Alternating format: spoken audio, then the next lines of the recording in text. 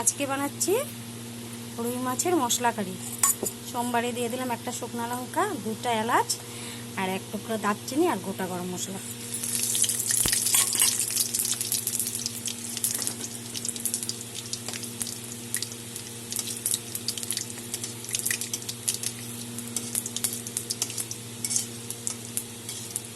সোমবারটা আমার হয়ে গেছে। এখন দিয়ে দেব পেস্ট করা মশলা। এখানে আছে একটা বড় সাইজের টমেটো,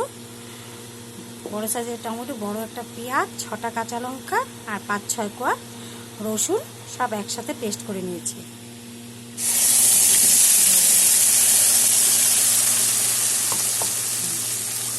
আর এখানে আছে আধা চামচ ধনের গুঁড়া, আধা চামচ জিরের গুঁড়া, আধা চামচ ঝাল লঙ্কার গুঁড়া আর আধা চামচ হলুদ, আর টেস্টের জন্য একটু চিনি দিয়েছি।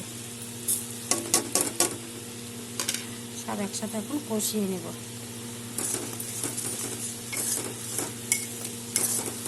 রুই মাছের মশলা কারি।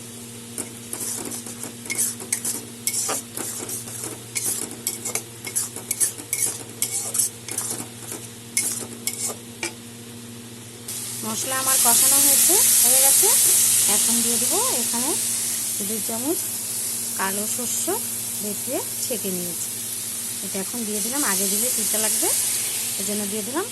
আর দিয়েছি 1 ইঞ্চি পরিমাণ আদা। এটা একটু নেড়ে চেড়ে তারপরে আমি জল দিয়ে দেবো। সমস্ত মশলা আমার কষানো হয়ে গেছে। সব মশলা আমার কষানো হয়ে গেছে। এখন দিয়ে দেবো জল দিয়ে দিলাম। এখন ফুটে উঠলে আমি মাছগুলো দিয়ে দেবো। আর দিয়ে দেবো লবণ দিয়ে দিলাম।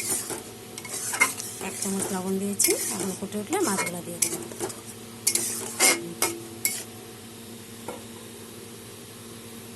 ঝোল আমার ফুটে উঠেছে। এখন ভেজে রাখা মাছগুলো দিয়ে দিলাম। এখানে 5 পিস রুই মাছ আছে, আমি দিয়ে দিলাম।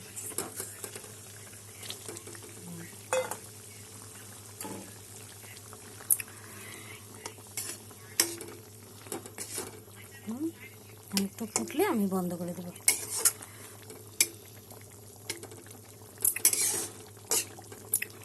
রুই মাছের মশলা কারি রেডি। দেখেছো কালারটা কি সুন্দর হয়েছে? খুব সুন্দর মানে সেই সুন্দর, কাশ্মীরি লঙ্কার গুঁড়া ছাড়া। খেতেও অসাধারণ হয়।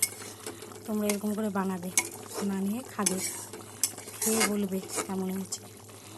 লাইক করবে, কমেন্ট করবে, শেয়ার, সাবস্ক্রাইব করে পাশে থাকবে। Thank you.